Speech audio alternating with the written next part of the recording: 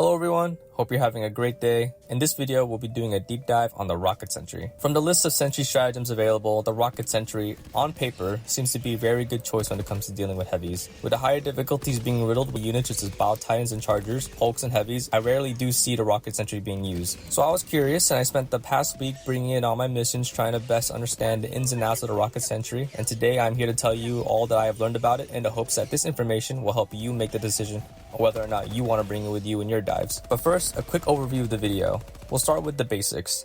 Here we'll cover the fundamentals of the Rocket Sentry and everything that I feel you should know on the surface layer. Next, we'll cover the behavior and damage of the Rocket Sentry, starting with the way that it fires, target prioritization, and the damage the rockets deal. Then we'll move on to some gameplay where I summarize my playtime with the Rocket Sentry and identify where I felt it did well and where it had some very noticeable weaknesses. And before wrapping things up, I share some tips, some tricks, and interactions about the Rocket Sentry. This is where I show some habits that I picked up to increase the efficiency of the Rocket Sentry, or something trivial that's still neat about it nonetheless. And lastly comes my final thoughts, where I just share my personal feelings about the Rocket Sentry, how I feel about the stratagem, and what my hopes about it are for the future. Also, a quick disclaimer, everything I will share about the Rocket Sentry comes from my own observations, so if you feel that there's anything I missed out or needed some additional attention, please feel free to let me know in the comments. I welcomely invite the discussions, and I rather prefer I know more than know less. If all that sounds good, I'd like to welcome you on board the Panther of Steel. I chose this name for the ship because the Rocket Sentry is a very strong stratagem in the right cases. To kick off the basics, we'll start here with the ship's description of the Rocket Sentry.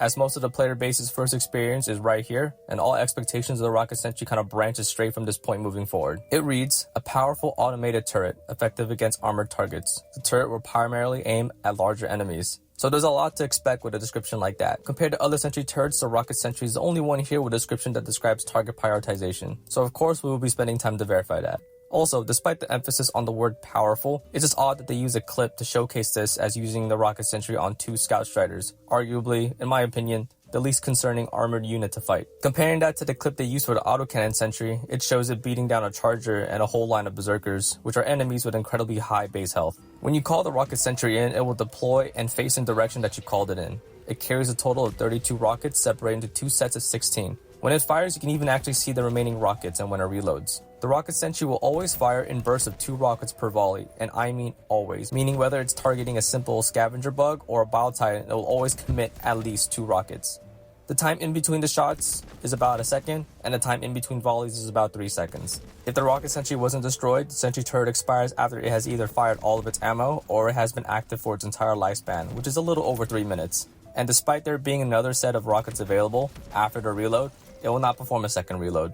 That's pretty much it for the basics. Now we'll move on to the behavior and damage of the Rocket Sentry. And let's start with the behavior first. First, the Rocket Sentry has an effective maximum range of 80 meters and an effective minimum range of 10 meters. When a Rocket Sentry locks onto a target, it will continue to lock onto that enemy and fire at it until the enemy is either dead or the Rocket Sentry loses vision. This means that if a single scavenger bug was in view and was then locked on, even if a Bow Titan was to enter the range, even if it is right beside the scavenger and at the same distance that the scavenger is, the Sentry will not change targets. If an enemy was to be locked on and then it enters the 10-meter range of the turret, the Sentry will maintain the lock on but will not shoot, because again, the effective minimum range is 10 meters. So now the Rocket Sentry is basically useless because it will maintain locking onto that unit, and it can't shoot at it because it's way too close, and it will remain that way until either it leaves the area, someone intervenes, or it kills the turret. When it comes to targeting enemies, there seems to be 2 factors when it comes to the Rocket Sentry: range and enemy size. Even though the game advertises the Rocket Sentry as primarily aiming at larger enemies, enemy size appears to be just a variable in factoring in the target. I've seen multiple instances of a Rocket Sentry prioritizing a scavenger that's 10 to 20 meters away,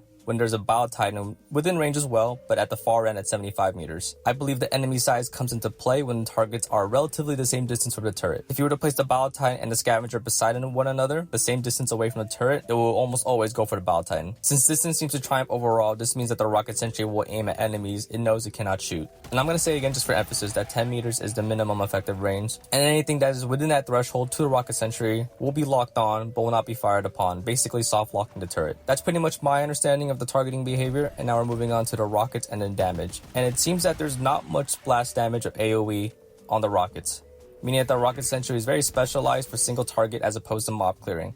The rockets themselves are very strong, able to take out a Helldiver in a single shot, even when they have heavy armor or that perk that reduces explosive damage, but I believe the real damage comes from the straight impact of the rocket hitting the target at such a fast speed. Testing it, it's even able to one-shot a ballistic shield and outright destroy it. Beyond the targeting and damage, accuracy is also something I want to discuss about. Since the rockets do really well with direct hits, it's a little unfortunate that the accuracy of the rockets fired aren't so finely tuned. I mean, rocket devastators are able to laser you from 4 football fields away, but it's really awkward to see a single scavenger approaching the sentry juke 6 volleys of rockets. It doesn't look like the rocket sentry does a good job at leading its shots, making it hard to hit enemies that are constantly moving. Lastly, in terms of target prioritization, this is what I observe to be the order in which the rocket sentry prioritizes units. We'll start with the automatons and we'll go from highest priority to lowest priority. So it goes from factory strider to tank to dropship to Hulk to gunship to Devastator, and for the Devastator, it treats them all the same, so it won't prioritize the rocket or the heavy or the basic one over the other. Then it goes Berserker, then a Scout Strider, then the regular bot troopers, grouping them all together as well, be the Commissar Troop, Heavy Raider, and then it ends there. It can hit the cannon turret, but I'm not so sure exactly where to place it in this list. It rarely even targets the turret, seeming to only shoot at it once it's been aggroed onto a unit.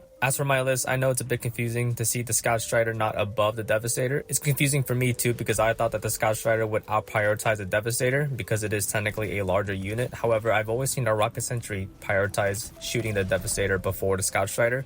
It makes me think that the Rocket Sentry is looking at the Scout Strider and seeing just the robot riding it and not the actual mech itself, which is why it's also below the Berserker. As for the Terminids, it goes Battle Titans, then Chargers, then Stalkers, then Shriekers, then the Bile or Nursing Spewers, then Brute Commanders, then Hive Guard, followed by the Warriors, then Hunters, then all the other small bugs. In regards to my list, I'm about 90% sure that's how the targets are prioritized, and if you guys feel that some targets are prioritized different compared to others, feel free to let me know in the comments. Moving on to gameplay and use cases, and I'll start first with the automatons, as I felt that the Rocket Sentry did better here than it did with the Terminid planets. Given the nature of fighting with automatons, you will mostly take range engagements with them, allowing you to really maximize the range that the Rocket Sentry has. In terms of how many rockets does it take to kill one unit, the regular troopers take 1, the Scout Striders take 2, Berserkers take 3, Devastators take 3 to 4, Hulks take 7 and 9, tanks take around 11 shots, gunships take around 5 to 8, and the Factory Strider takes at least 23 to 25 shots. Being a sentry turret with a selling point of taking out high value targets, its time to kill for heavy units such as Hulks and tanks is a bit fair, a little on the high side, taking about 4 to 6 volleys to destroy them respectively. The Factory Strider alone is a very egregious example of just how weak the sentry turret is,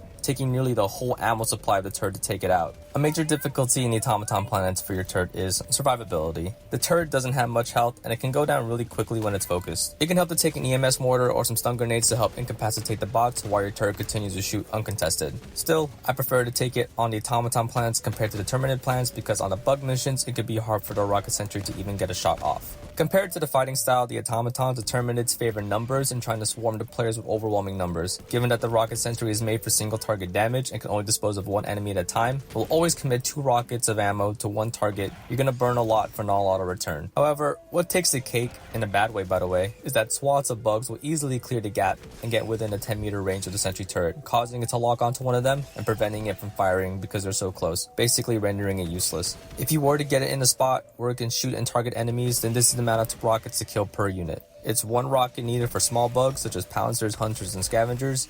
For warriors, it will usually take 2, but 1 is enough to blow the head off. Hive guards will take 2 to 3. Bile and nursing spears will take 3 to 4.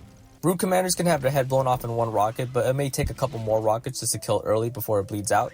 Shriekers take only 1 shot, and for chargers, the rockets are able to strip off their armor in maybe 4 to 5 shots if it lands on the side and triggers a bleed out. But on average, it can take maybe 8 to 9 shots to kill. However, if every rocket was to hit it directly in the head, it could take maybe only 4 to 5. As for Battle Titans, it takes around 20 shots to kill, and it is able to strip off the armor off the carapace. And I do believe that if the rockets were to hit it directly in the head, it can kill it maybe a lot sooner, but not so sure.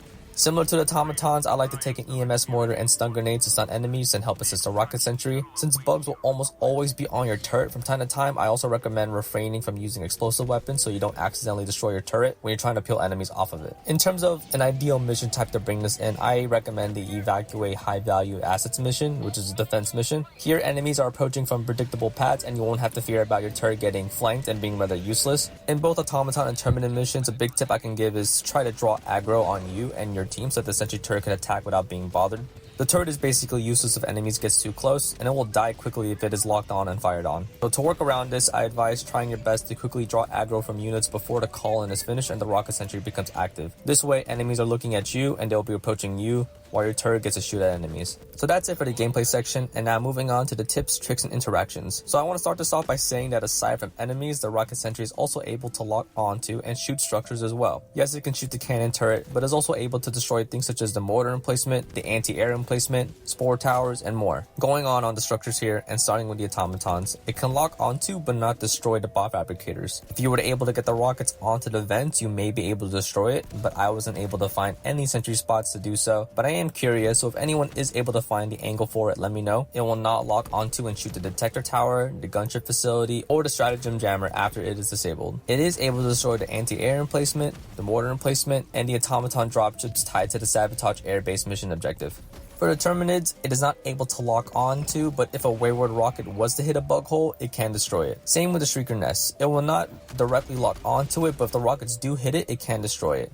I have a clip here showing it destroying one of the nests, but has spent hours beyond this attempt trying to recreate it, only to be unsuccessful, causing me to think that it was just some coincidence of multiple rockets with poor sentry accuracy hitting the nest instead of the enemies. It will not lock onto the Terminid eggs, but it will lock onto a spore tower, taking it down in just 3 shots. Since the rocket sentry is able to take out more automaton structures than the Terminator structures, that's another reason I like to bring in more on my bot missions than my bug missions. In terms of where the structures are prioritized with the rest of the enemy units, I'm not quite sure. In this clip, you'll see that the rocket sentry favors the mortar rather than the scout strider, but in this clip, you'll see that the devastator is targeted before the dropship. As to exactly how jumbled this list of targets gets once you include enemy structures is unknown to me. As for other side objectives such as the rogue research station and the illegal broadcast tower, the rocket sentry will not lock onto them. Now, it's unfortunate that the targeting was able to lock onto the automaton fabricator because it can't even destroy it, but since it had a consistent target and was constantly firing at it, I was able to test just how the splash damage worked, only for me to figure out that there basically is no splash damage. You could be right up against the impact of the rocket and be okay. If you do happen to be caught in what is the very, very small blast zone, it won't even deal any significant damage to you and will send you to a short ragdoll state. You can see here that the Scorcher even has a higher splash and does more damage. Because there is a little blast to the rocket, direct hits are very important. For a unit like the Shield Devastator, they are able to eat volley after volley since their shield is able to absorb that impact damage. I recommend you take them out yourself since a rocket sentry will be spending a lot of time and ammo to land that shot. More on the bot fabricator locking in, it can be really annoying when your rocket sentry attacks units that you do not want it to. You should do your best to try and anticipate the units that it could possibly lock onto and do your best to mitigate those. And one of the ways that I tried doing that was with smoke grenades to try and block vision. You can use smoke grenades to try your best and influence the rocket sentry's targeting by narrowing its line of sight, almost treating it the way you would with force blinders. Alternatively, you can also post your sentry up against a wall so it only has to consider enemies from one side rather than the full 360 degrees around it. In terms of where to place your sentry, I recommend not having it so close to your teammates, but close enough that you can assist it in case an enemy gets way too close and prevents it from firing. If you fight with it right beside you, it poses an issue on both sides of the turret. One on the front because it can kill you